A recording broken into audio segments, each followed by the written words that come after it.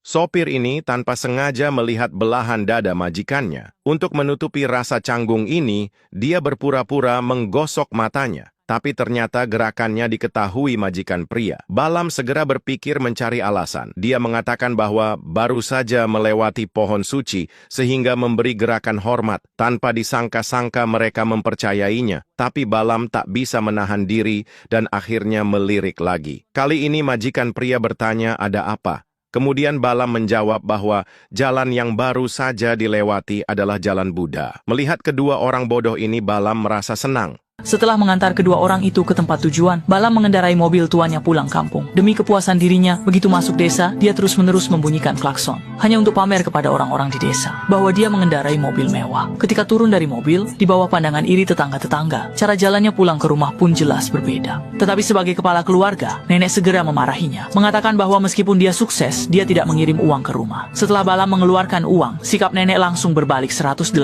derajat. Nenek takut Balam lepas dari kendali, lalu mengatur seorang gadis untuk dinikahkan dengannya. Mendengar hal itu, Balam bersumpah tidak mau. Dia tidak ingin seperti ayah dan kakaknya yang selalu dieksploitasi oleh nenek. Jadi dia dengan tegas meninggalkan desa itu dan kembali ke rumah majikannya untuk terus menjadi sopir. Namun suatu hari saat dia menyajikan teh dan air untuk nyonya rumah merasa jijik karena dia melakukan gerakan yang tidak sopan dengan merogoh celananya di depan dirinya dan tamu, dan juga mengeluh bahwa giginya yang kuning besar mengeluarkan bau mulut. Balam menganggap dirinya adalah orang yang paling menjaga kebersihan di desa. Tetapi saat melihat giginya yang kuning di cermin, dia merasa jijik. Dia sangat membenci kondisi ini. Di antara emosi tersebut, ada kebencian yang lebih dalam terhadap ayahnya. Kenapa ayahnya tidak pernah mengajarinya menggosok gigi, dan juga kebiasaan menjijikan memasukkan tangan ke dalam celananya. Ini adalah pertama kalinya dia menggosok gigi sampai mulutnya berdarah. Sulit untuk mengubah gigi kuning yang sudah terbentuk itu. Seperti halnya sulit mengubah latar belakang asal-usulnya. Hari ini adalah ulang tahun nyonya, dan pasangan suami istri yang sudah minum terlalu banyak ingin sesuatu yang seru. Tuan putri yang tidak bisa mengemudi ingin berkeliling. Sebagai pelayan, Balam tidak bisa bilang tidak. Tidak bisa. Nyonya mabuk dan mengemudi mobil seperti orang gila. Meskipun Balam merasa sangat cemas, dia tidak bisa berbuat apa-apa. Kecelakaan yang tak terduga tak terhindarkan. Wanita pemilik rumah menabrak seorang gadis kecil. Kejadian itu langsung membuat mereka sadar dari mabuk.